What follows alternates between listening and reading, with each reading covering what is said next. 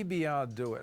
I'd like to You have such a fun time going out there. This Now, could ladies be and it. gentlemen, the Grand Ole Opry presents our guest of the evening, Jon Voight. You know, so it'll be fun. I would love to do And the Martha opera. White, self-rising flame. Anyway, won't bust her time. It's a good idea. No, in some way I'd love to, because it is a tremendous legacy, the Grand Ole Opry. Now, how does someone like you even know much about the Opry? You're out here on the left coast. Oh, I love country music because my brother was a country music singer and songwriter. Chip Taylor, who wrote a lot of stuff for a lot of the artists, and has had the #1 folk album of last year. My brother, Chip. But anyway, I'm crazy, and I'm crazy about it. And my good friend Randy Travis, of course, has got a new record, by the way. Going to be a great record. Randy's always good. Yeah, this record's a special record, I'm telling you. Passing through. It's a great record. See? So anyway, I stay up on it. Well, I tell you, you're on top of that. Things we learn about Jon Voight.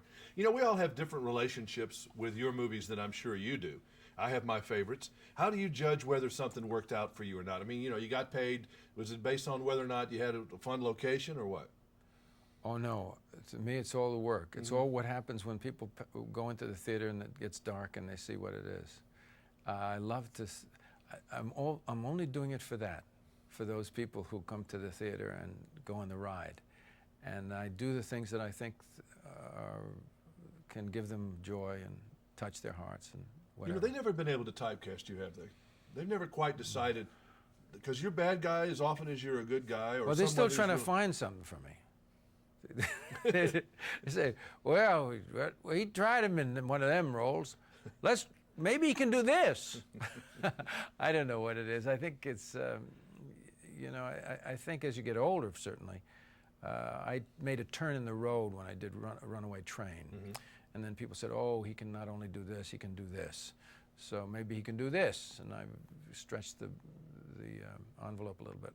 But I'm very grateful. Listen, I'm very grateful to you know, be my age, you know, when we get 45, 55, you know, up to 60. But you're more interesting. You're more complicated. There's a lot more to you. You're richer now. I mean, it's just, there's more fullness in your characters. Thank you. Did you hear that, folks? See? I just want to make sure that you heard Well, it. I'm not exactly 15 years old either, sir. So, you know, but you're richer. I'm richer. There's less hair and all this kind of stuff, you know? No, it's true that you do Well, you are more interesting as you get older because you're young. You're kind of 1 or 2 dimensional. I think that I've grown to be, you know, more substantial, learn a lot of lessons. I mean, look at that young boy that did Midnight Cowboy and even Coming Home. I mean, you were a whippersnapper back in those days. Yeah. You're a lot more interesting man now, aren't you? Yeah. No, I think that, you know, as I say, you learn a little bit about everything as you grow, and in the work too. When I come on the set, sometimes, you know, like with these guys, with Nick and Justin and Diane, I came on and there's a certain like respect that they give me, you know. And sometimes I don't know whether, you know, I get a little uncomfortable with that kind of attention because they're expecting me to be really? Something else, you know. So you say, well, I hope I can get away with this one, you know. But on the other hand, you know, I do know a few things too. That's true. Good to see you. Great to see you. Tell Randy Travis, you saw Jimmy Carter. We've known him forever.